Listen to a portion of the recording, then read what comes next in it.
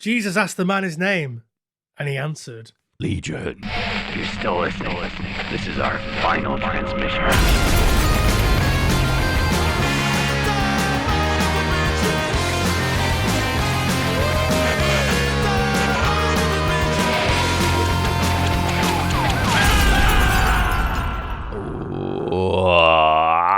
Oh, we're here, Jamie. It's me, Sam Russo. It's you, Jamie Crothers. It's final transmission. It's one horror movie a week until the end of time. How are you feeling, big boy? I'm feeling wonderful. I'm really excited to record this episode. I am very ready to hear your thoughts on the movie that we're covering this week. How are you? I'm great. You look ripe for the plucking. You literally are good to go, aren't you? Yeah, I'm so ready. I've got notes galore, thoughts aplenty. You're H2H. Yeah. You're hot to trot. That's not H2H. That's H2H. H2T. I'm H2H. I'm hot to honk. Hot to hump. Yeah. Hot to hamburger. Here he is. Hot to hamburger, Jamie Crothers himself, bringing the energy, bringing 22 pages of notes, bringing encyclopedic knowledge of the horror genre. And what am I bringing to the table? Nothing. You've got good radio voice. I mean, debatable. I watched the film, so there's step one. Yeah. I've also watched the first film in the series. Should we just name it? Should we just tell people what it is? Yeah, we're doing The Exorcist III, a.k.a. Legion. Legion. Why do you think they went with Exorcist III and not Legion? Marketing? I think to capitalize. Well, I know they did it to capitalize on the success of The Exorcist, which Exorcist I think, 2. yeah, which I think like it shot them in the foot a bit because The Exorcist 2 was a big, steaming, honking pile of dog shit. Yeah, I haven't seen it, but mainly because everyone tells me not to. So The Exorcist 3 got like a bit of a critical reappraisal in the last sort of 10, 15 years. Since he died? I think more since people went back and looked at it and was like, do you know what? Actually, this isn't necessarily a big steaming pile of shit. High praise. I'm going to come out right out of the gate. I have always been a big fan of The Exorcist 3. When did you first see it? I think I saw it around the same time as I saw The Exorcist. So probably maybe I was 13, 14. What a double whammy. Yeah, I mean, it probably wasn't the same day, but it was around the same time. Were you obsessed? And no, I didn't really like The Exorcist that much. And I still don't. Yeah. I don't hold it to the same esteem as a lot of people who were in the trenches with us in the horror genre. I've always been much more of a fan of The Exorcist 3. So you rate it higher than the first one? I don't think it's better. I do think it has its problems. But overall, I just love it. Yeah. Yeah, it's interesting we're doing 3 and not 1. Maybe some one people day would call we'll that a do strange 1. choice.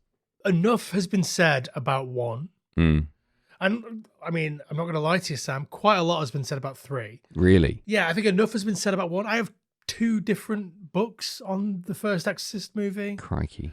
Like, I think maybe I have 3. Like, not including the book itself?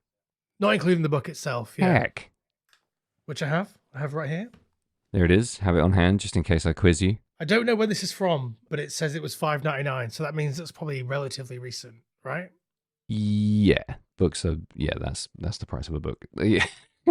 I think books are a tenner now. My copy of Legion was £1.75, so that says it was a bit older. Yeah, bargains. I mean, I paid probably much more. Welcome to How Much Do Books Cost with Jamie Carruthers.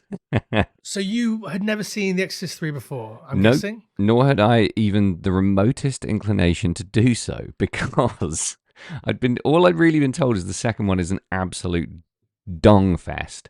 And that the third one was good. So I didn't want to do that thing where you have to sit through a 2-hour steaming pile of actual crabs to get to the third one, which is apparently good, only to find that it's bad. So I skipped the second one and went straight in for the third.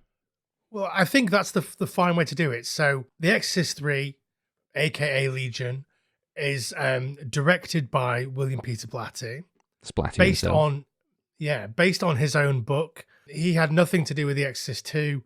That was essentially a cheap cash-in on the OG based on the success, the wild, rampant success of The Exorcist, the scariest movie ever made, apparently. That's what people say. How do you feel about the people saying that The Exorcist is the scariest movie ever made? I would say that's complete nonsense. I'm not even convinced it was the scariest movie ever made when it was first released. I do find it scary, but the things that people find scary aren't the things that I find scary, I think. I find it thematically rich, and I think it plumbs certain depths of the human experience that are pretty terrifying inherently. So you don't need bad makeup and a spinning head and some mushy peas to hammer that home for me. That's just good fun. There are some scary scenes in there for sure, but nah. I mean, I think Terrifier's scarier. That's interesting. We recently did an episode on Terrifier. It's fresh in my mind, yeah. You were there. I was there. You were all there. At least in body, I was there. Yeah, I don't think it's the scariest movie ever made. No. Do you have any strong feelings as to what might be? No. I think all movies aren't scary. Yeah, but I'm not a giant baby like you.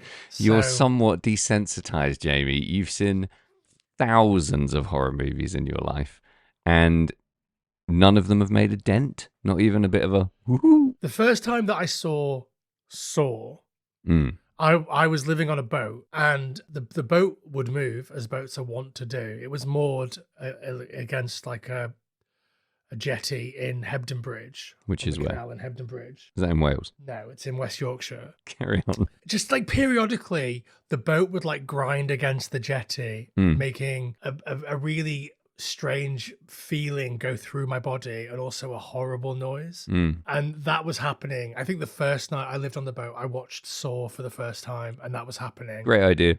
Yeah. Brilliant idea. And so that was quite a scary movie watching experience for me. Yeah.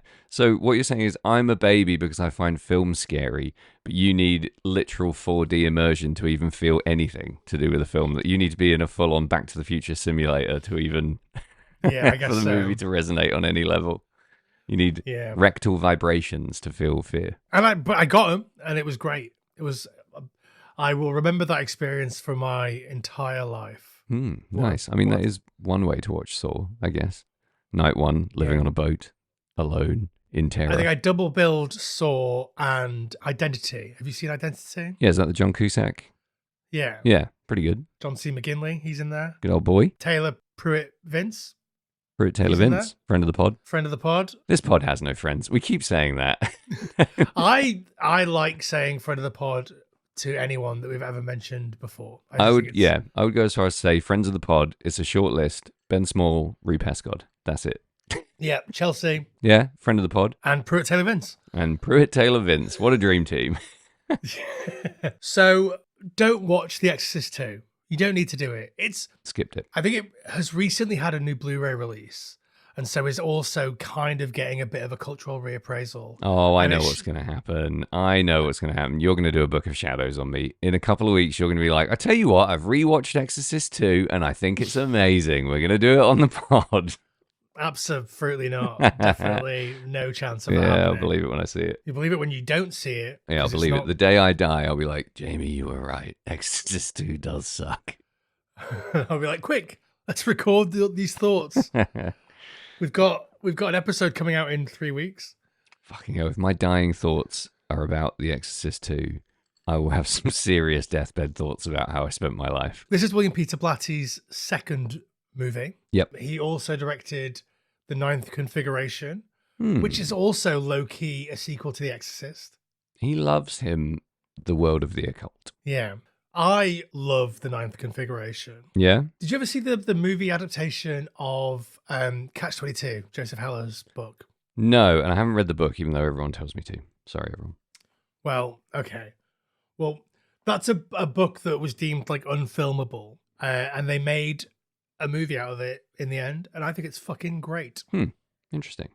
Do you know another movie that's deemed, another book that's been deemed unfilmable is Blood Meridian by Cormac McCarthy, and I don't really understand why everyone says it's unfilmable. It's just a Western. Yeah, I think, does it take place over a really long period of time?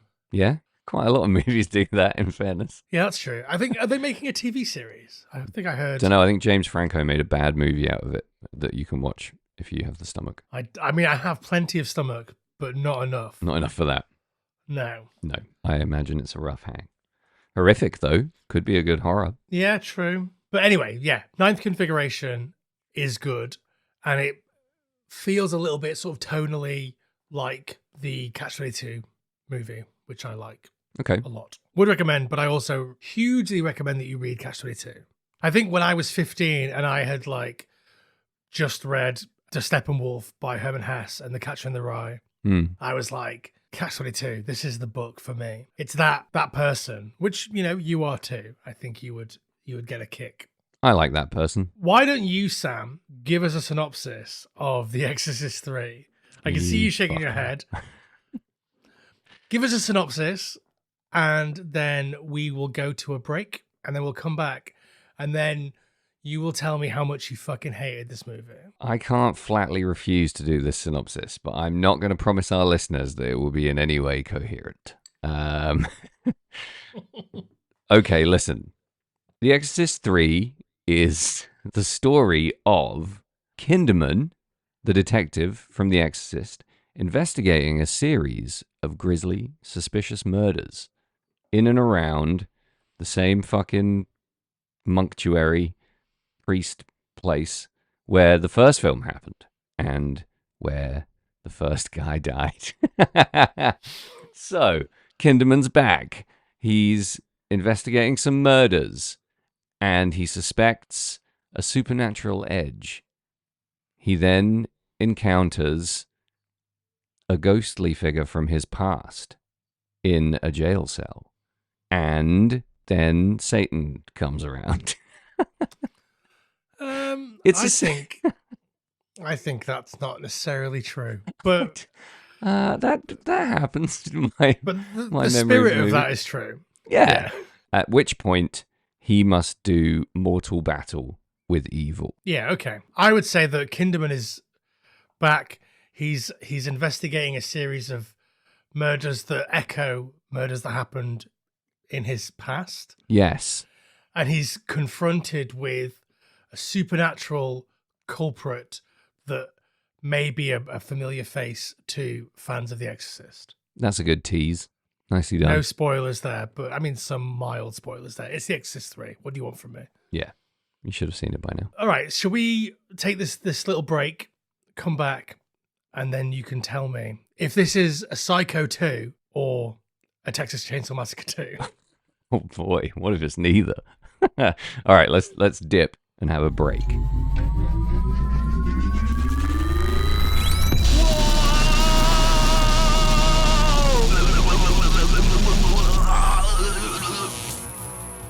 Whoa, holy shit. I guess that's why they call it Phantom Power. Oh boy, I'm back. Are you back? I am so back, Sammy. I'm revved up and ready to go. You're really scampering today. Yeah, my dick is already racing. Racing. I mean, I cannot tell you how much I love this movie. I mean, I can. You can and you will. Why we're here. It's literally the basis of the podcast, yeah. But I have so many strong feelings about The Exorcist 3.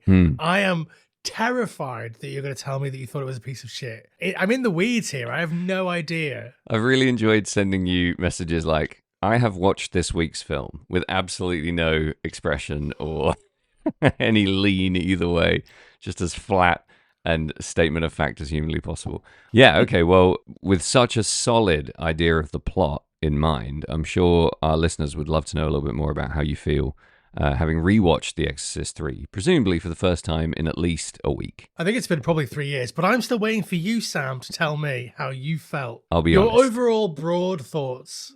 I went through three specific phases while watching The Exorcist 3. Okay. The first one was classifiable as pleasant surprise. Interesting. The second one was, oh boy, what an absolute humdinger of a movie. And then the third one was, I'm quite scared. I found this film really scary. It was fucking excellent from start to finish. It did shitloads of stuff that I did not see coming whatsoever. I didn't have even the slightest idea what kind of track this movie was going to be on or who it was going to follow. So it was constant pleasant surprise followed by pleasant surprise in that regard.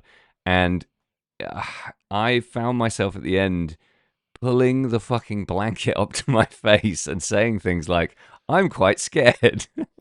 So I had an absolute blast. It was not a second too long or a second too short. It was pretty much perfect movie viewing experience for me. I had so much fun. It was the main thing for me is that it was a mystery. The vast majority of this movie was a good psychological paranormal crime mystery, which I just love and gobble up. And so much of it felt like daytime TV in the best possible way. It felt like a daytime TV movie set in the Exorcist universe. I just had a ton of love for it. Can I just double check which version you watched? The theatrical is 1 hour 50 and the director's cut is 1 hour 44, I think. I watched the theatrical cut, the 1 hour 49. Okay, that's the right one, I think. I watched both. Right. In preparation for this podcast. And I had never seen the director's cut before. Okay. But I think watching it when the theatrical was so fresh in my mind, I think that was the right way to go. There are a few things that the Legion cut does differently. Yeah. Jason Miller, we're getting into spoilers now, just so you know. Like if Earmuffs, you haven't kids. seen this movie and you don't want it to be spoiled, then, fuck off. Fuck right off.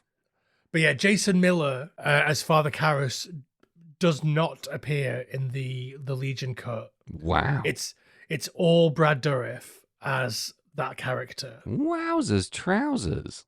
Yeah, basically the inclusion of Father Karras or Jason Miller as the parts of that character that are Father Karras was a studio intervention.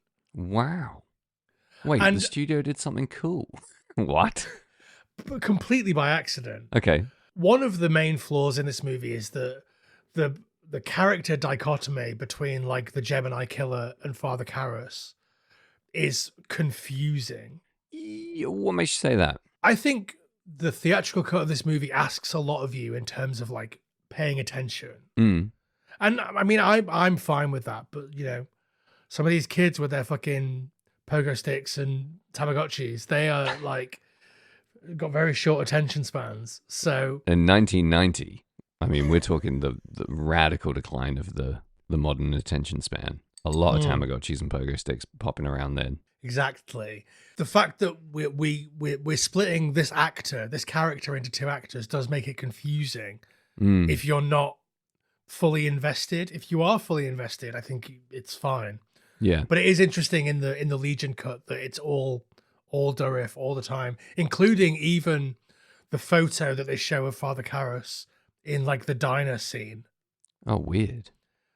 Even that is Brad Dourif. Huh. Okay. Yeah, I think I see where you're coming from. I can imagine a scenario where I'm just not really paying attention and therefore very confused. But I think that is on me, fictional me. Because I think they work really hard to make sure that it's not completely obtuse. There's a lot of expository dialogue there. There's a lot of very clear switching between the two visuals to kind of explain what's happening. I think it's well placed.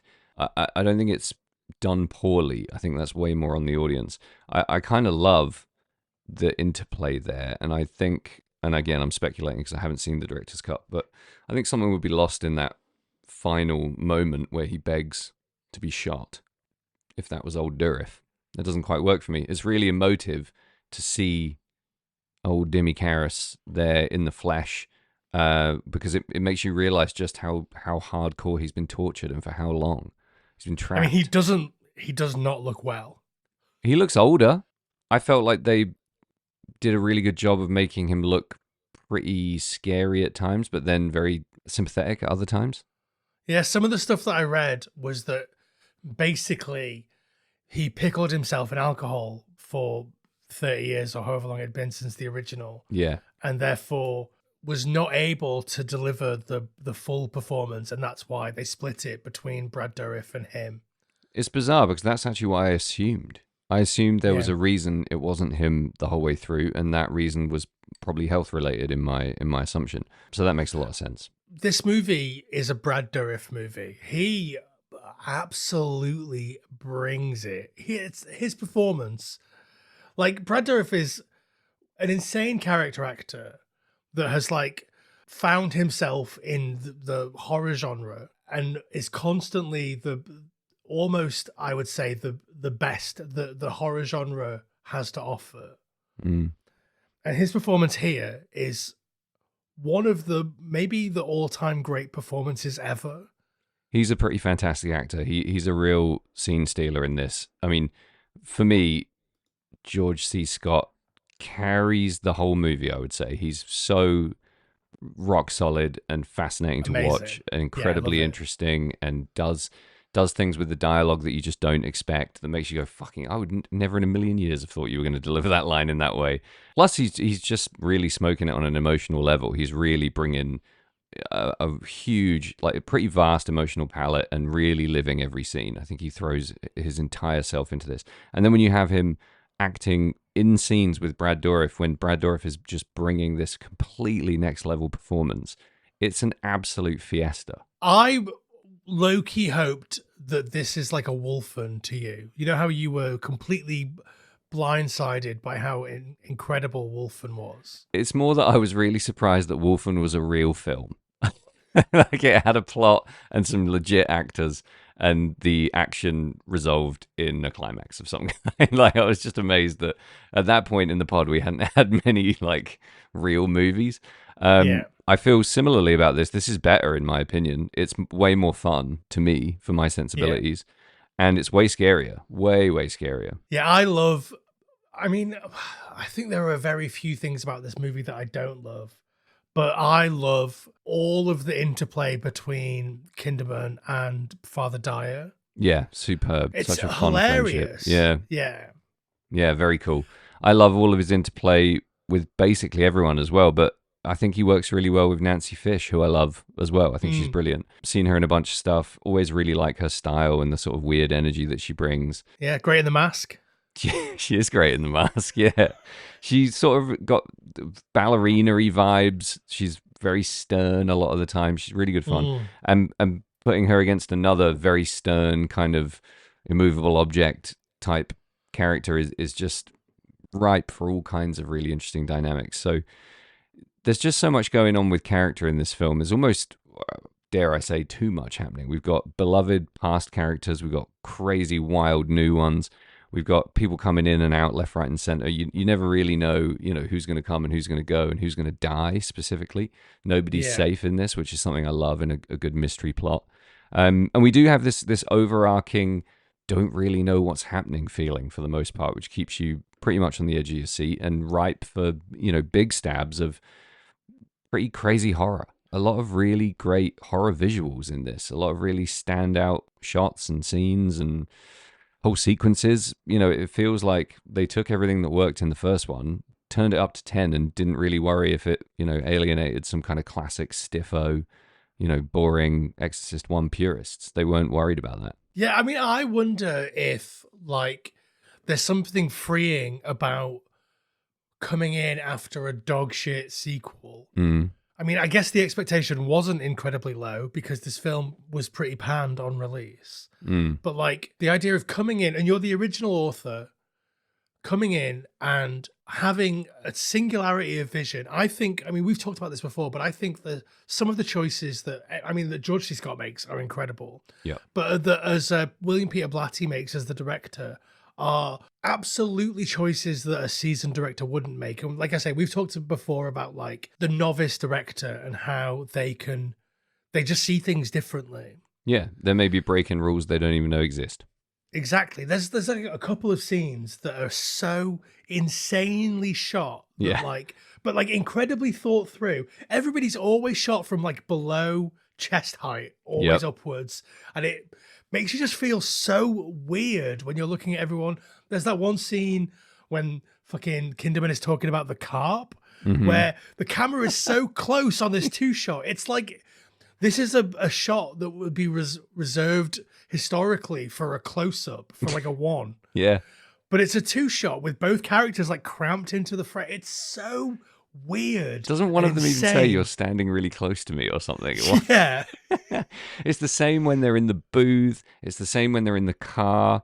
It's not quite the same when they're in the cell, but there is an uncomfortable proximity to a lot of the conversations that happen in that cell.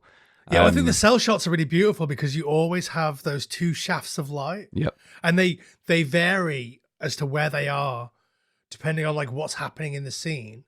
But like let's say when it's Karras, the good Karras, Yeah. and when it's Kinderman, the hero, they are both sort of bathed in this like cocoon style like shaft of light coming from the window. And then when it's like Kinderman is like losing his mind and questioning everything that he's ever believed as a Jewish cop. And Karras isn't Karras, he's the Gemini killer. Those shafts of light are like elsewhere in the room. It's just really clever. Yeah. Really, really well thought out. They just play with shadow in those scenes in ways that keep you completely engaged. That's why I find it hard to buy the idea that anyone could sort of watch this casually almost. There's so much happening visually. There's so much happening in terms of plot.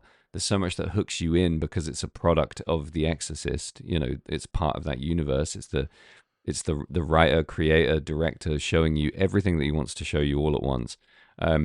It's almost an unignorable piece of cinema in that respect. I want to sort of blow your mind on something right now. Go on. The director of photography here, Jerry Fisher, also the director of photography for Wolfen. Well, there you go. There's some connective tissue. Like there are some huge swings in Wolfen with a director that has only made one other documentary and basically tapped out and become an eco-warrior. Yeah. And like here, he's also working with a director that's made one other film that is incredibly weird and shot insanely. The Ninth Configuration is bonkers. I love it. It's like I enjoy it on like a real, like visceral level, but it's also such an interesting curio. Right. That like I can't. Yeah, it's amazing. A great film. Would hugely recommend. But yeah, so the idea that like the person that took Wolfen and turned it from something that could have been weird and terrible, with big swing performances from fucking Dewey Cox. What's his name? Albert Finney. Albert Finney. Yeah. Yeah, his name's Dewey, isn't it? In the movie. Not Dewey Cox. That's a different movie. Like that performance from Albert Finney, I think, and the performance here from George C. Scott. Yeah. Like pretty. There's some connective tissue there as well. I think. I think you believe they exist in the same cop universe. Yeah. Very gritty. In a universe where gritty cops doing things and saying things that no human would ever say, like absolute fucking Stanislavski nightmare, but like you believe it in the moment because it really sells the emotion that's going on behind the scenes. Yeah, it's phenomenal acting from both of them. They're taking stuff that shouldn't work and making it work incredibly well. Like Albert Finney in Wolfen is a little bit more like laconic and a bit more like almost like Bogart-esque if Bogart was Columbo or whatever. Columbart. Bogart, surely. Bogart. Yeah, exactly. I was going to say that he's Columbo mixed with Bogart, whereas George C. Scott in this is a mixture of shit that doesn't even exist yet. He's a mold-breaking lunatic. Just fucking brilliant. I'll be referencing the things that this guy shouts until the day I die. I don't believe you, but okay. All right, see you on my deathbed. See what I shout. Yeah. Are there any moments in this that you found scary? I'm dying to know because lots of it scared me. I mean, obviously the very, very iconic hospital long shot shears scene, it elicits a little gurgle in my butthole. Heck. I mean, I wasn't expecting a jump scare because... It's because you just got a jump scare like 2 seconds before it. It was such a jump scare with such finality. And so quick, but so evocative. Like, you know what's happening. You know what's going to happen, but you're not ready for that. Fuck me. It's so well timed. It's brutal. Like, you know it's coming because there's no reason why you would... I mean, this long shot of the corridor that we basically sit in for 8 minutes. Yeah. Like, there are some cuts to and fro, but, like, we spend... the best part of 8 minutes in this one corridor shot. Yeah. Like, you know that's teeing up something. But then when you get that jump scare in the room, and the guy turns over and is like, "What are you doing? I'm trying to sleep here. See," or whatever he says. You think it's over. You think, okay, I can relax now. And the second the movie lets you relax, it punches you in the face with that incredible, iconic, amazing shot of the shears. I think in terms of like, I mean, I'm going to say iconic again, but in terms of like iconic horror movie still images, that is up there with like the body bag being dragged through the school corridor in Nightmare on Elm Street. Right. And it's fucking The Exorcist 3. There is no reason for this film to be this good. Do you know what I mean? Doesn't make any sense. It's not that it should suck. It's more that it's such an enormous, overwhelming surprise that it's so good. You know, you expect scares of that caliber possibly, and you expect a slightly more, risky approach to the horror because it's 1990. It's kind of a pivotal year in sort of genre-defining moments in horror cinema. But especially at that point in this movie, you don't expect something so slashery. It really comes out of nowhere. I found that really scary, and not just in a jump scare moment. That stuck with me because it kind of defined the violence of the movie. You got to see the physicality of violence you'd only really heard talked about up until that point. So it's so well placed. It is so amazingly violent because that implement, those beheading shears are almost comically huge, but they're fucking real. They're real in the surgical world, just like all those other horrible fucking tools are. But the fact that Blatty decides that that's being used to behead people is really fun. Yeah, I think like we talked about in Terrifier recently, like how good it is to watch someone slowly hack at a head and how real that makes it feel. But like, you don't need that here because you know that implement is super real. Yeah, it reminded me of the scene in The Big Lebowski where Lebowski's dreaming about them chopping off his Johnson, when like Flea and the other nihilists are running along with those giant shears. It made me think of that. Yeah, that was definitely up there as one of the scariest moments in the film. It was really shocking, pretty jarring. Speaking of dream sequences, how did you feel about the dream sequence in this? I think I'm sort of, as a movie viewer, predisposed to sort of switch off when dream sequences happen for some reason. I find them pretty much roundly uninteresting, and usually even when Fabio is an angel. Exactly. Usually, stress usually not my thing. I just haven't seen enough that I felt pushed the envelope or were used in a way that really actually genuinely helped the story and couldn't have just been bypassed completely. But I thought this one was great. Genuinely disturbing. Almost believable that the character would have that kind of dream. You're hanging on it because you're hoping, well, you're assuming it's prophetic in some way. You want to be, you want that to be part of the story. So again, well placed, well executed, top marks on the dream sequence. I think it's great. I think there are some things that dream sequence does that captures real dreams in a way that no other movie ever really has. What kind of stuff? I don't know. When he says, when the little kid that was murdered is like, "Oh, it's good to see you," or whatever, and he's like, "Oh yeah, I miss you." Like, he's never met this kid, but like it just feels like a thing that would happen in a dream, is that you would say, "I miss you" to a person that you've never met or really knew. Yeah, all kinds of incongruous conversation feels very dreamlike, doesn't it? And I mean, it is prophetic in a way, but when he's like, "Hey, I wonder if you're dreaming this too," to the corpse of Father Dyer, he's like, "I don't think so." Like, yeah, it's cool. That dream sequence, I will say, the entirety of the 9th configuration feels like a 90-minute, an hour 45-minute version of that dream sequence. God, okay, all right, I'm ready. If that's something that you ever want to experience, I would massively recommend it. All right, count me in. Yeah, on the subject of the dream sequence, I think what felt real for me is so dream sequences in movies, the reason I just go, "Oh, whatever," is usually the dream physics are so overblown and people are always floating and flying and things are bending and whatever. The physics in this was great because the kid is standing in a doorway and then he's at the end of the road. And for me, that's dreams all over. It's just unnerving enough to be like, "Oh, fuck, it's a dream. I'm in a dream." But it's not so unnerving that you couldn't miss those kind of details and it could seem very real. So I loved that.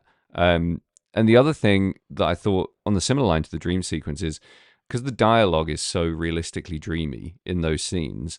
The same goes for George C. Scott having his conversations with Mary Jackson in the Disturbed ward, because her dialogue is so perfect and so perfectly delivered.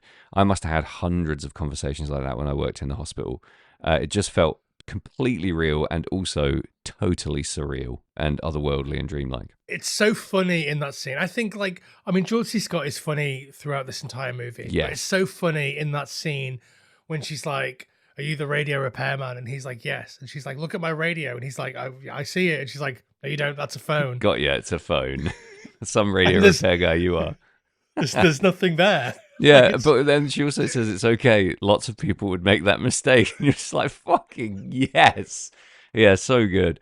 I mean, I'm a total sucker in movies for anything set in a quote-unquote disturbed ward setting, anything set in a jail, any kind of space of confinement where people are forced to the extremes of their natures. And I was worried when that started to happen in this film that they would do it a disservice somehow, whether it's budgetary or just caricaturish, loony bin residents or whatever, but they didn't. It felt really sensitively rendered and it made it feel so real, and especially for the time I thought that was a massive achievement. Nothing really lets this movie down, in my opinion, in terms of that kind of stuff, and that's all, that is a minefield for a person making a film at this time, especially a person who wrote the book, has the enormous pressure of following up quote unquote the scariest movie ever made, and is out there with very little experience of this kind of filmmaking. To smash this on so many fronts is like fucking top score on Whack-A-Mole times 1,000 while drunk. It's incredible. Do you think that anybody in the cast drops the ball? Oof, good question. There's a guy in this movie whose name is Grand Bush. Yeah, I know. That was a real moment in the credits when Claire pointed out Grand Bush. I won't tell you what we discussed thereafter. Does anyone let this movie down? Does anyone not bring it or deliver? No is probably my honest answer. Even if someone feels like they're drifting a little bit, they bring it back big time with just like one line of dialogue or something. Yeah, I waver a little bit on friend of the pod, Scott Wilson. This is his second appearance on the podcast. He was in Behind the Mask, The Rise of Leslie Vernon. Yeah. And I sort of wavered on him a little bit because he's sort of doing that, what's the fucking character in the Thomas Harris Silence of the Lambs movies that's played by a different guy in every movie?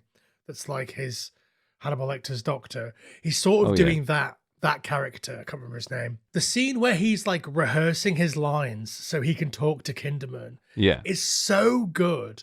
Yeah. And like the subtle little like look to check he's saying the right thing. And like you have no idea why he's doing or saying that until we learn later that like he's under the thrall of the Gemini killer, Pazuzu, Dracula Karas, style. Whatever. It's so cool. He holds his cigarette in a way that nobody has ever held a cigarette. But we talked about this in Near Dark, right? And how like you can hold a cigarette and look natural, you can hold a cigarette and look really unnatural. He holds a cigarette really unnaturally and looks like he always does that. Yeah, totally. I actually know a real life human who holds their cigarette in that exact way, and it was so distracting to see another person do it. Like I was just like, fucking hell, it's you. I won't name them because they'll be deeply shamed.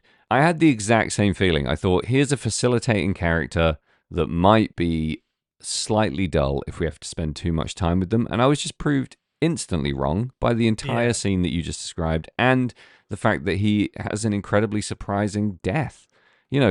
Sometimes the best thing a character can do in a movie is die, and not because they're doing a bad job, but because that's the exact thing their character should do in the movie, and he does.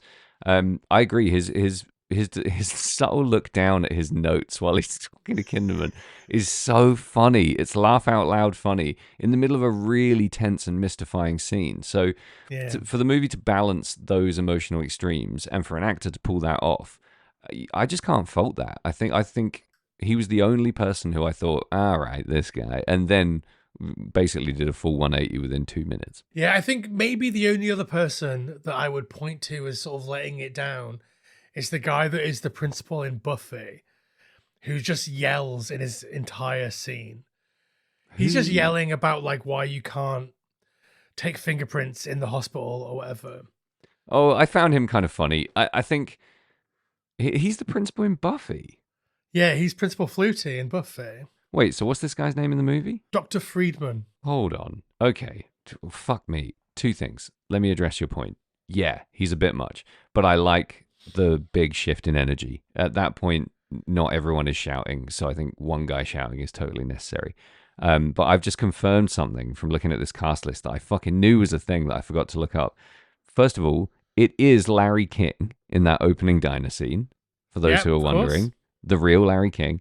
And it is Samuel L. Jackson in The Dream. In The Dreams? Yeah, he's the blind guy. Yeah, I clocked them both, and I was like, that can't be the two people that I think it is. I'll ignore my dumbness and move on. But it was. The Samuel L. Jackson one is tricky because, like, I think they dub his voice with a different actor, so it doesn't sound like him. And that's why it's like, wait, was it him? But it is him, yeah. Yeah, a weird choice for such a recognizable voice. But yeah. But not at that point. I suppose, no, yeah, very early career. I mean, it's a glimpse of Larry King. Why is he there? I think, did he go to Georgetown? Is that the thing? There's like a bunch of, like, in that diner, there's a bunch of, like, Georgetown people in the background. Well, that's a good connection to spot there, bud. I wouldn't have thought of that in a million years. Well, I think, like, it's very pointed that the original Exorcist and this movie take place in Georgetown. And yeah, it's cool. It's a cool thing just to have like... It's another thing that just keeps you on your toes, isn't it? Like you say, it is quite literally just another cool thing this movie does that's subtle and clever. The whole sense of place in this movie is really clever to me because it doesn't feel distant in years from the original. It doesn't feel wildly removed from the time and place of the original. It feels just as creepy to revisit the steps as it does how ominous those steps feel in the first one. Even the big swing for the fences, tumbling down the stairs POV shot really lands. It just something that, again, you would be like, never in a million years do that. Do not do a POV falling down the stairs shot. That's, A-level film studies bullshit. Don't do it. They do it in this, and it's fucking brings your shoulders up to your ears. It's really uncomfortable, and you feel it. But I guess because a character that you absolutely love with every fiber of your being is going through that moment. Yeah, so I wondered if, like, the idea that Karras isn't dead at the end of The Exorcist, like, I mean, the whole point of the end of The Exorcist is that he takes the demon out of Reagan and jumps out of the window in order to kill himself and therefore take the demon out of the mortal realm. Yeah. The idea that doesn't happen, does that undercut the power of The Exorcist for you at all? No, it's a devastating extension of the terror. It does nothing but make me incredibly sad. It's so depressing, but in a really exciting, lively, filmic way. The idea that the happy ending that's so tragic, the self-sacrifice, the reinvigoration and the re-empowerment of his faith and his untimely demise, his ultimate sacrifice, was in fact just a door to an eternity of torture, is fucking devastating. You bastards. I think, like, I don't know, someone out there might be like, oh, he didn't die at the end. I thought that was cool.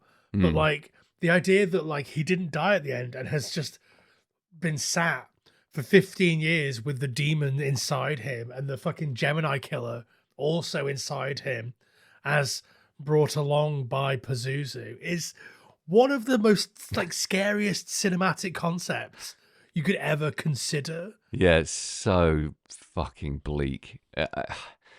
I find I love the book, the original Exorcist book, and I love its exploration of existential bleakness. I think it does it really deftly. It does it in a way that's totally accessible to someone like me who isn't like a fucking philosophy professor. But what The Exorcist III / Legion seem to be doing is just being like, hey, if you didn't get it the first time, this shit is bleak, and just hammering at you. Like, who possesses the darkness in their mind and their soul to take Damien Karras and turn him into a fuck puppet for the devil? You bastard. It was so bleak. He has that moment of epiphany at the end of The Exorcist where he's like, okay, this is the only way forward to save this little girl. You think he sort of gets away with it by dying, but the idea that he just, has to just live with that. This like tiny little twinkle inside him that occasionally comes out, but is mostly a representation of the devil or Pazuzu or the Gemini killer or whatever. It's horrible. And he's forced to kill all his best friends. Yeah. He's forced to like watch powerless, paralyzed inside a body while a demon slaughters everyone he loves. What the fuck, Blatty? Come on. Give us a break. I think the one thing that Blatty does in the novel and in the movie, which I don't like, and it's such like a horror author thing to do, right? Is be like, okay, I'm gonna write a novel or a movie or whatever based on the character Kinderman from the previous thing. So I'm gonna have a killer that only kills people with names beginning with K. Yeah, like that. It's such a horror writer thing to do. Yeah, where you think you've been sat at a typewriter so long that you think a concept like that is normal. Yeah, I mean, I don't know. Maybe I'm just huffing my own dick cheese here, and it's going in my head. But I am so giving that a pass because it's a cheap thrill in a movie that's so rich in thematically deep and difficult themes, as well as really fun little cheap shots, that they all just kind of get a pass. Like, I completely agree. I just think the idea of like being like, oh, he only kills people whose names begin with K because his dad was called Kevin Killerman. Kennethson. Yeah. Yeah. Like, Kenneth Nars. That to me is cheap. Yeah, cheap as fuck. But do you know what? I can afford it. I'll buy it. Yeah. This is touched on in the original Exorcist, which is obviously very much like good versus evil, but I love in this that it's like evil isn't just like this spooky ethereal concept that exists out there. People are evil. Evil is around you at all times. You can be walking down the street and there are 5 murderers and 10 rapists. That is obviously horrible, but like I've never seen that really, really nailed on as well as it is in this movie. Like the idea that like we all want to believe that evil is an external force, but in reality, it's a horrible thing inside you. Yeah. There's an AJJ lyric that says there's a rapist and a Nazi living in your tiny hearts, and I'm like, yeah. It's done so well, I think, because it's more of a sense and a theme than it is something that's delivered with one big speech in this movie. It takes the idea of evil being a force and turns it into a reality, and that makes Karras's quest for faith and his ultimate journey towards redemption so much more poignant, especially in the context that it was all for nothing. Not for nothing. Ultimately, it works out for the best in a way, but that he just stumbled horrifically into, decades of torture. Fuck off. Really rough. I love Kinderman in the first Exorcist, and I love this Kinderman even more. I love that he's not bound to the original character. He's his own version of the character from the books, rather than a retake on the first movie. Yeah, I believe that George C. Scott hadn't seen the original, which I mean is bonkers. Amazing. But like, I love that. That's brilliant. He was just like, I like this guy. I know which parts of the sentence to yell. And it's not the parts you think I'm gonna. So good. But he cries. Do you know what I mean? He's not just a big blustering, brutal, get the job done at all costs cop. He has a brain and a heart and a family, and there's a scene where just out of the fucking clear blue dipshit nothing, he starts crying. It's so endearing and so arresting, and if you're not 100% on his side by that point, you buy in fully right in that moment. It's his performance. I think I said this before, but his performance is like almost like German expressionism. Like nothing about it is real, but what it's saying about the human condition feels so real to you. There's a vitality to it that you can't deny. So in my family, my dad and I are diametrically opposed in terms of like most of the actors that we like, because my dad hates anyone who quote unquote overacts. He just does like a big emphatic sigh and dismisses anyone who expresses any kind of emotion in a movie, basically. But he hates Gene Wilder for this exact reason, I think. So Gene Wilder is this type of performance, but usually more in the positive spectrum, more in the exuberant, more in the over the top, the joys of life type area. And I really rate and respect Gene Wilder as an actor. I feel the same about Nick Cage. I feel the same about Sean Penn. A lot of people that get criticized as overacting, I think, are some of my favorite actors because they're dramaticists, because they're performers, because they're bringing an inflated sense of life to something that's written on a page. I think that's really fucking important. But I can see why some people would detest this performance, like real over-the-top, hammy, scene-stealing bullshit. But it's just the bullshit that I love. He's chewing it. He's doing the whole Nicolas Cage thing. Yeah. Like, it's coming from a place of, like, understanding a character, but not necessarily inhabiting a character. I think it's, like, the character exists outside of reality. Oh, it's just really good. And I think, like, Brad Dourif is doing a similar thing. Like, he has so many intense, long monologues where he's just like theoretically, I don't know this for sure, but like Brad Dourif could have done one day on this movie. He sits in the same location, looking the same, and he's in like a similar headspace because he's like a one-note character, but like that's a positive thing. Like he's always dialed the same way. But like the stuff that he says, the way that he emotes, Brad Dourif, man, I think we all know that he's a great actor. Yeah, by this point, and like exists within the horror genre, slightly outside of the horror genre sometimes, but always in a very character actor space. I don't know, like, do you know like Eric Roberts, who is like also a character actor, but ostensibly a very beautiful man who just loves being in movies so much that he'll be in 20 movies that are about killer doctors that are like My Doctor Tried to Kill Me movies. Followed by My Doctor Killed Me. Yeah, like all of those like Hallmark or whatever they are movies, not Hallmark, they're like A&E, whatever. But like I don't really know him. I haven't seen him in much, but I know the type. He's in The Pope of Greenwich Village with Mickey Rourke, and it's one of my all-time favorite movie performances. He's Maroney in The Dark Knight. Yeah, I know this guy. Yeah. Exactly what you just described. 100%, yeah.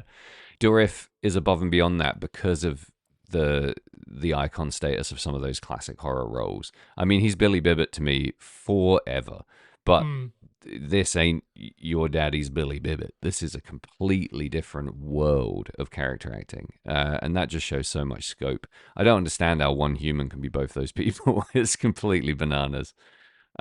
And you just love him. He's obviously the embodiment of sin in this movie, basically pure evil. And you're just fucking with him the whole time. You just want some kind of success for the guy. He's so, I don't know, man. He just brings something that gets you on Team Dourif. It's like he's been doing these Child's Play movies and franchise stuff for so long. I think he is the beating heart of that franchise and the reason why it continues to be good. The idea that this fucking Killer Doll franchise has this genius character actor at the center of it and has had for its entire like lifespan. Yeah. Fuck me. What an incredible world. What, like, imagine you get to be born at the same time that Brad Dourif is making movies. What a life. What a wonderful time to be alive. He must love doing that stuff. It's clearly passion project stuff for him, right? It must be really fun. He gets to do all kinds of weird crap. Even the original movies, he's obviously having a blast, and he's doing pure trash horror with zeal. I think some of the obvious scares in this movie are some of the scariest. I'm not saying like there's some hidden scare in here that absolutely fucking blew my asshole out the window, but there was one scene that was the exact moment where I entered the third phase of the movie where I had to turn around and say to Claire, I am quite scared. And that was the moment that Mary Jackson's character, old crazy lady in the disturbed ward, is crawling along the ceiling like Dracula up the castle walls. Holy fuck, did that get me good.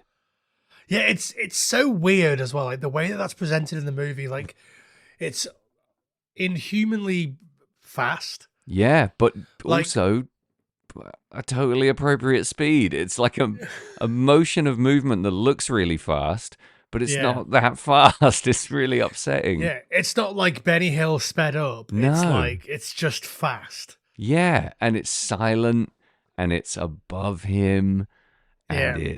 she turns around and looks down at him. It's fucking horrifying scene. And the one of the scariest that I've probably said it on the podcast before, I don't know, but one of the scariest things in the world to me is Dracula crawling around the castle walls. And this was that, but in 1990 and in a disturbed ward, which is again one of the scariest places in the fucking world. And the fact that it's probably, I don't know, it might be Mary Jackson, it might not be, it might be a stunt person, but the fact that she's such a sedentary, confused old lady for the most part, and then she's fucking zipping around up there like a fully charged Roomba on speed. It's shit scary, dude. Yeah, so like a moment that I don't like in the movie is actually there to set up that shot. So they do like a fake split diopter shot. Right. Where so split diopter, for anyone that doesn't know out there, I'm going to mansplain split diopters to you, is when both the foreground and the background are in focus. Yeah. And they do it with basically having like half a lens working at the same time. So there's a really classic one in Jaws, for example. What's the one in Jaws? It's when Brody's in the foreground and something is happening in the background. Okay. I can't remember exactly what it is off the top of my head, but like there's that, and they fake it here, and it's clearly like George C. Scott is superimposed into this shot, so they probably shot him against a blue screen or a green screen, and then they shot the other thing separately, and you see that in that moment. It's I think a couple of scenes before Miss Clelia on the ceiling, and I mean, I noticed it and I was like, they faked the split diopter shot, and that's annoying to me. But they do that very pointedly, so you're desensitized to that kind of superimposition shot when they superimpose her onto the ceiling, which I assume that they do by filming her upside down, crawling around on a floor that looks like the ceiling. Right. And then flipping it over and putting her up there. Yeah. And it's so cool. It's fucking seamless. I couldn't spot anything that looked jank in that shot. And if it did, it just kind of added a strange, surreal perspective to it. Yeah, like I see it because I clocked it in that earlier shot. But like I say, I think the earlier shot is there. So you're like, because as cinema viewers, generally we are predisposed to understanding, even on a sort of subconscious level, what we're seeing. So we know that like if someone's in the focus in the foreground, the background will be out of focus. Right. Which is why these split diopter shots work so well, because they give you a different perspective that you've never really seen before. Sure. So the idea that like you almost sort of in the shot before it see the fuzzy edge around George C. Scott. Okay. Of like the blue screen or the green screen or whatever it is. But like the idea that they put that in to desensitize you to that, so you already understand that like the foreground and the background can exist simultaneously. Yeah. Just really clever. Like I said, I don't think it works 100%, but like the idea that like they're thinking that it's 4D chess. It's genius. It is 4D chess, yeah. And the result is that you get an absolutely fucking sphincter chilling piece of horror cinematography. Wow. I wanted to leave the room. I love that it also doesn't really factor in to anything else that's happening. It's just she's crawling around on the ceiling. Nobody can see her. Nobody really pays any attention to the fact that it's happening. This is a moment that is just for you, the viewer. This is just designed to make you feel so completely on edge that, there's a fucking woman crawling around on the ceiling. It's like, fucking George, turn around, man. Yeah, but hey, Look guess up. what? Fucking mission accomplished. Sam Russo shat his pants. That is exactly the kind of thing that gets right under my fingernails, and I really enjoyed it. It was horrible, but again, in a movie full of shit like that, it really stood out. I mean, I loved old what's his cock, the priest at the end. What's the guy's name? The white-haired priest. Oh, Father Morning. Yeah, I loved him peeling off the ceiling, like removing his skin. Yeah, so that's cool. The whole Father Morning stuff, that's also part of the studio interference. They thought that the movie needed an exorcism. Well, what in the sweet mother of fuck's happening there instead in the other one? Just existential dread. More chat. I don't want to spoil it. Okay, don't spoil it. Let's read the book. Because if you ever want to watch the Legion cut, which I do recommend. Yeah. But yeah, so like in the novel and in the original vision for the movie, there's no exorcism at the end. Okay. The character of Father Morning doesn't exist, which is why he doesn't interact with anybody else or do anything, or just sort of appears and walks into the room. He's like, okay, I'm going to go do my exorcism now, despite the fact that you don't know anything about me. No, a tiny bit of backstory, like he did one in the Philippines, and you're like, okay, here he comes. It's weird because I had nothing but praise for that when the movie ended. Actually, I remember when I was writing some notes, I was like, I love how this movie isn't really about exorcism. And going in, it made me realize I don't want to watch a movie with a 45-minute exorcism in it. What are you going to do in another exorcism that I haven't already seen and isn't going to bore the arsehole off me? And I was so glad to see such a fucking horribly violent failure of an exorcism happen in the space of like 8 minutes. And do some crazy shit in the process. I've again breaking the habit of a lifetime here. Good work, studio, for forcing them to compromise on their artistic vision, because that was some fun shit. Again, I'm sure our long-term listeners will know I am one to check out during a final boss showdown if it's boring, and sometimes even if it's not. And this had me. I did not expect Karis on the cross flying up out the ground of the cell. All of that stuff was just well done enough to be great, just not well done enough to be funny, and just, nail on the head climax stuff. I think it works. I know that Blatty's on the record of saying that he thinks it's fine. He just doesn't think it needs to, he thinks it doesn't need to be there. Which, Yeah, you can see that. He thinks it's cool, but it doesn't move the plot along, and that's fine. Because, if you didn't have that exorcism scene, you could still have Kinderman come in and then have that tender moment where Karis breaks through and begs him to shoot him in the head. And you could have that. That's still fine. But the exorcism scene is so visceral and violent. It just, I think in the theatrical cut, it really nails on just like how terrifying the idea of demonic possession is. How, and maybe it undercuts some of the evil actually lives in men's hearts rather than as an ethereal concept, subtext or whatever that's happening here.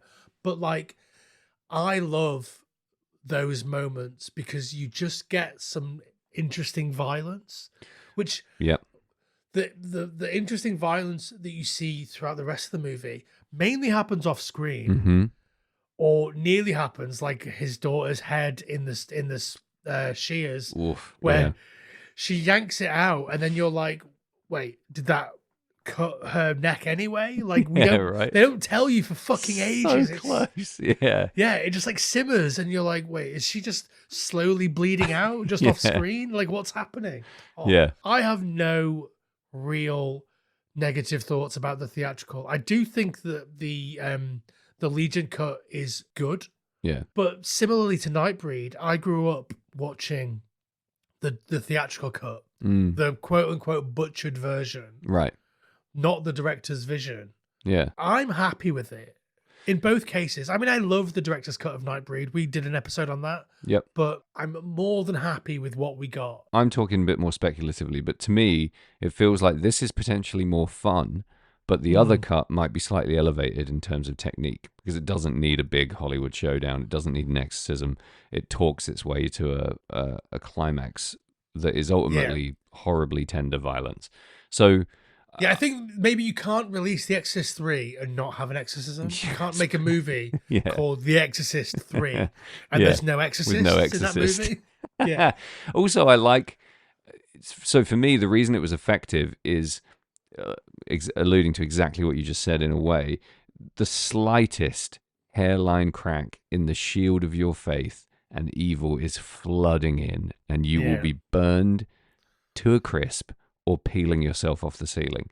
And that adds a formidable layer of just the constant ominous threat of violence to the demonic possession angle, which can be a little bit piss weak at times in movies. It doesn't hammer home just how horrific that is. And you have license to make it as horrific as you want. It's not real. So, and they manage it. I think they pull it off big time. I mean, I couldn't in good conscience finish talking about this movie without referencing that one scene at the beginning where the two priests are talking about movies. Yeah. Or in fact, is it Kinderman and the priest? It's Kinderman and the priest, yeah. The other priest.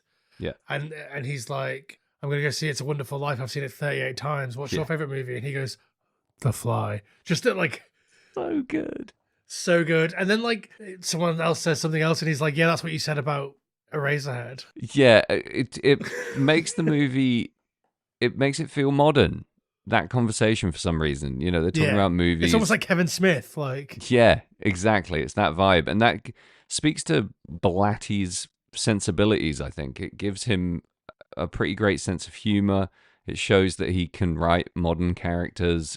Just says a lot without saying much at all. I also wanted to point out that we've got a bit of a trope, a bit of a Final Transmission trope in the movies that we cover, and that's the floor coming away, right? To reveal like a hell underneath. Yeah, we've had that in 3 movies that we've covered, which Crikey. We've covered at this point 68 movies, 67 movies, whatever it is, and it's come up 3 times, but noteworthy. Well, it's basically our MO. We are the floor coming away to reveal the hell below. You're the floor, and I'm the hell below.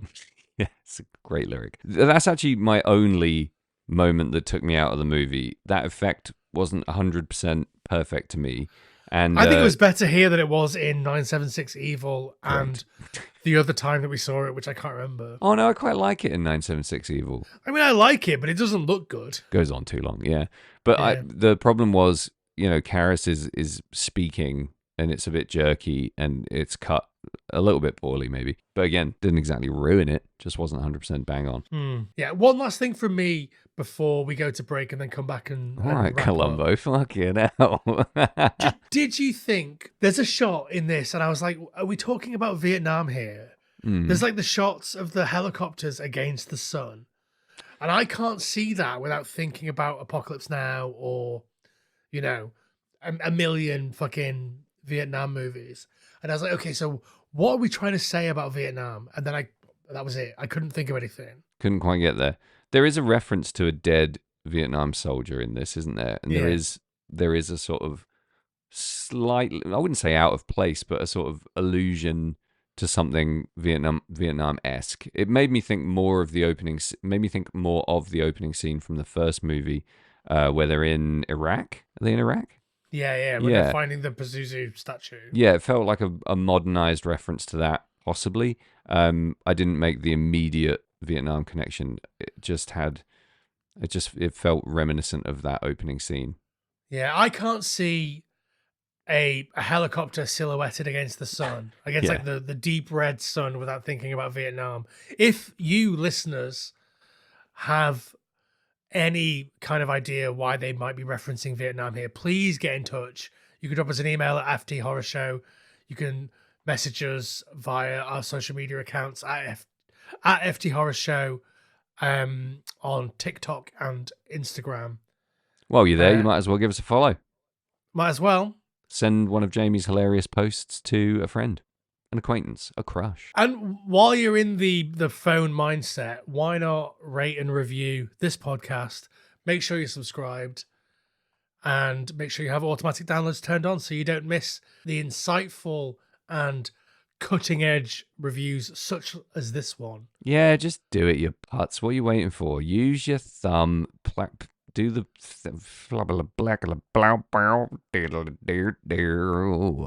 If you don't do it, why not let the little guy that lives inside your head that is, killing people? Why not let them do it? Let them do it. Let Pazuzu in. Let Pazuzu in. Let Pazuzu in. Let me and Sam in. Let Uncle Larry in. Let Pazuzu in. Shall we wrap this fucking absolute bag of bangers up and throw it down some stairs? Yeah, we'll be right back after this quick break to wrap up. Come on, man. Does that thing even work? No. There's nothing out there. It's just dead air. All right, Sam, are you back? Cool. I didn't know if I was for a sec, but I guess I am now. I've got a quick question for you before we wrap up. Oh yeah, a QQ. A QQ. What is your all-time favorite punk rock record label? Oh, thank fuck! I thought that was going to be a real question. I was actually going to have to think about. Why, it's Red Scare Industries, of course. Are they celebrating 20 years as a label this year, Jamie? I believe they are, and it's Christmas Day. Get me the biggest turkey in the shop, lad. Oh, that's Back to the Party by Sam Russo. That's Back to the Future by Toby Jegg. What's your favourite Back to the Future movie, out of interest? We have discussed this. It's the first one. The second one is technically shit, but I love it, and I hate the third one. Best. We're treading over boring old ground here. If you want to tread over boring old ground, go to redscare.net. If you want to listen to bands that are either completely obscure or utterly irrelevant, you know where to go, kids. Redscare.net's got everything you need. We have a new compilation out by a bunch of bands that dusted off their dirty old dicks and recorded new songs, covers, a range of interesting takes on the classics, and a bunch of new jams as well. Check that out, buy it. You can get it in the UK, the US, Europe, everywhere, Australasia, Tasmania, all those other places. Tasmania is in Australasia, I think. Yeah, I thought so. So do all those things. And why not hit, Bandcamp and buy some music from some bands on Bandcamp Friday. Do yourself a favor, enjoy your life, and don't be afraid to try something new, my friend. Do you want to sum up first, or should I sum up first? I feel like I've been summing up for the last hour and a half, so let me take this off your hands for at least 10 seconds. This movie is a 9.5 out of 10. Woofty-woo. Healed priests for me. It just, maybe it came at the right time. Maybe I was just in the right place for it. But it has the ultimate honor of doing nothing to bore me whatsoever and keeping me thoroughly entertained for the entire duration of the film. It scared me. It was full of mystery and intrigue. I really cared about the characters. I was wholly invested in the universe in which the narrative unfolds. And it just didn't do anything that made me like it any less than almost full marks. I can't even tell you why I'm not giving it a 10 out of 10. Maybe just because it's not Killer Clowns. But it's up there, Maladio. I enjoyed it as much as the first Exorcist. It might be more interesting in a lot of ways. It's definitely more fun. Yeah. And it's definitely going on my Halloween season playlist forever. It's rewatchable. It's almost unwatchable at times in all the best ways. It's definitely a huge swing and a massive hit. Well done, William Peter Blatty, on another fucking masterpiece. You absolute bloody legend. A world where this movie doesn't exist. Maybe Seven doesn't exist. Maybe Fallen doesn't exist. Maybe Stigmata doesn't exist. That's fine. We can live without that.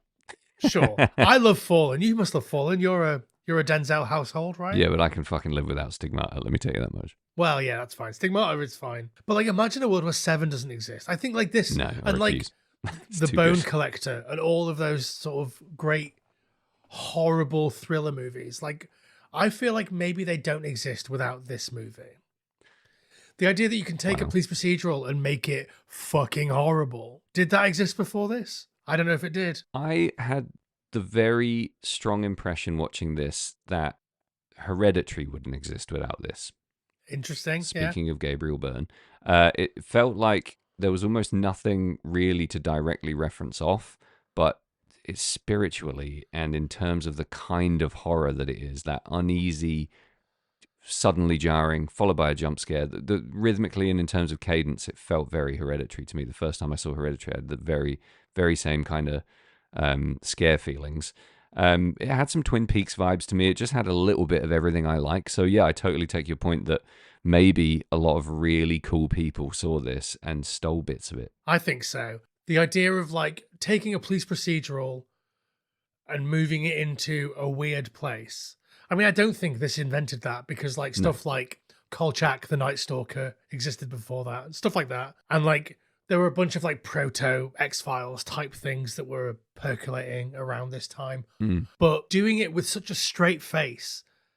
I mean, doing it so funnily with such a straight face. There was so much hilarious, witty, funny dialogue in this movie. We sort of talked, I can't remember what episode it was, where we talked about like the way that friends make jokes with each other. And sometimes in media, friends don't laugh at those jokes. I feel like, you know, sometimes my friends don't laugh at my jokes, and fair dues, they should die for it. But like, I haven't killed them. Like the way that the quick fire dialogue between Kinderman and Father Dyer. Yeah. Funny that it's called Father Dyer and he dies. And right? he dies. He's a full-on Dyer. Yeah. That's some of the best friend dialogue. Like the way that me and my mate Andy, who you know very well, like the way that we talk to each other is almost exactly like that. It's almost impenetrable to the outside world. Anytime any of our other friends are just with me and Andy, it's like, what the fuck are you talking about? We have like a weird shorthand that's a collection of like quotes and in jokes that have gone so far down a rabbit hole that like the thing that they were started off that was a thing that maybe everyone could get it's just gone now. Yeah. It's just this is a really well written movie. That's looks so hard amazing. to write. Yeah. How do you do that in an hour and 50? How do you give such a deep sense of friendship? They have a few shared scenes and not a lot of dialogue. And you're right, you get the impression they've been in each other's pockets for years. We know that they're meant to have known each other 15 years. I love also that like they have this special day where like they both are mourning Karis. Yeah. And they both treat it like, oh, I have to go hang out with the other one because they're going to be sad about exactly. Karis. Yeah, just like supporting each other, yeah. Yeah, it's so good. Yeah, there's a lot of tender elder males in this movie, which for 90 and for a horror universe is pretty progressive and really welcome, I think. It's such a great exploration of a pretty dry place in masculine relationships that I think is shown in a really favorable light. Middle-aged male friendships are not something we get to see an awful lot of in films. No, and especially not the tender side of these complete workaholics. You've got an obsessed cop and a fucking priest. Like, it doesn't get much more obsessed than that, you know? I really love it when the kid at the beginning is like, how did I do on my seminary exam? And he's like, you should change your name to Rajneesh. So funny. Holy shit. I mean, there are some questionable race things in this movie, things that are said that are sort of questionable. Boring. It's 1990. Yeah, they're meant in a fun way. And he's like, Kinderman is Jewish. Yeah. Like he's mocking himself when he's talking about the rabies thing. Yeah. And like how racist the other guy is. And his banter with his family is exactly, you know, that whole sphere. It's right on the edge, but it's pretty much fine. Like, it's rough, but like Archie Bunker, like heartwarming, but easy, kid. Yeah, for sure. When I first saw this, I had watched The Exorcist 2. I watched The Exorcist. I liked it a lot. So I watched The Exorcist 2. I thought, fucking hell, what the fuck was that? Then I saw Repossessed, which also stars Linda Blair alongside Leslie Nielsen. Right. It's like so Repossessed also came out in 1990, and they basically had a race to see who could get their Exorcism movie out first. Okay. And The Exorcist 3 won by a couple of months. Right. So basically, Repossessed, which is also pitched as a sequel to The Exorcist, because it also stars Linda Blair as Reagan, and Leslie Nielsen is the priest that has to exorcise her. Yeah, I've seen this. I kind of liked it, but so I saw that, and then I was like, okay, this is what happens when you make a movie like The Exorcist. Like, you just glob on a load of shit until they finally hammer 2 ingots into the eyes of this franchise. Yeah, right. And then I saw The Exorcist 3 and I was like, holy shit, they're allowed to still make good movies. Yeah. They haven't killed it. And then they didn't make anything else. And then they made the new one, which I haven't watched. And they made a TV series that I also haven't watched. But I assume they both suck. I mean, I'd be astonished if they're an improvement on this. This is pretty peak. What can you get away with in a franchise that has exploded? I said earlier, like, the reviews of this movie were mixed towards the negative end, and that's because it was coming off the back of The Exorcist 2. But I think there must be something so freeing about knowing the film before you in the franchise is completely unforgivable dog shit, which means that you're then able to, completely let loose. Even the slightest positive thing would make it great. Yeah. I mean, maybe I'm being a bit of a pessimist, but to me, there's definitely some of that. But I would have to work to get to that place because I would still just be shitting it that I'm following up The Exorcist. And I would also be like, I've got to work so hard to win this audience over because they've had to deal with 2. Yeah. And they're loyal, passionate fans to the first one. So I'm going to have to win them back double. But yeah, you probably get to a point where you're like, fuck it. The way you get away with that is that you are William Peter Blatty and you wrote the original, and you're the only mind that can take the original and twist it into something new and interesting. Yeah, you're the authority, basically. Yeah, you've seen other people try and do that, and they've fucked it up royally. They really fucking fucked the donkey on that one. Yeah. And so originally, one final thought before I give my score. Originally, William Peter Blatty and Morgan Creek were in talks with William Friedkin to come back and direct this. Interesting. And that would have been cool because, I mean, we all love Billy Friedkin as a director. He's amazing. Made, I don't know, at least one of my all-time favorite movies, To Live and Die in LA. I love it incredibly. So good. That one shot of the car, woof, probably the best shot in any movie ever. But I feel like I much prefer the weird, insane, don't really know how to make a movie approach that we got here. Yeah, it fits my taste a little bit more, I think. Yeah, so good. Okay, I will cease the blozzing of The Exorcist 3. It's perfect movie for me. Like, very, very minimal criticism. I give it 2 out of 2 ingots to the eyes. Like, crikey, full marks. Yeah. Bloz job, spatula pickleball, huge win. I give it, 15 little Tupperwares full of blood out of 15. Oh, we paused and did the maths there. I looked up how much blood there is in the human body, and then we worked on the assumption that each of those little things was just under half a pint, and it's exactly right. Well done. Good attention to detail. Woof. What a great movie. Yeah, it was a complete pleasure. And the fact that we're dancing around All Hallows here, just what a wonderful movie to come out of the season with. Absolutely. We were due a real absolute goodie. Oh yeah, we were due a serious dick race. Yeah, it's been a while since we've been in real movie territory. And I think despite the fact that it's the third movie in a franchise, a dubious franchise, up and down, the fact that it's directed by a guy that only directed one other movie, this is 100% real movie central. Yeah, it's a zinger. And yeah, what else can you say about a film that defies every expectation humanly imaginable? Like, nice job. Yeah. The last thing that I could say about it is you should read the book. Yeah. You, Sam Russo, you, dear listener, everybody, read it, watch it, love it, or die. Let Pazuzu in. If he's cold, you're cold, or something.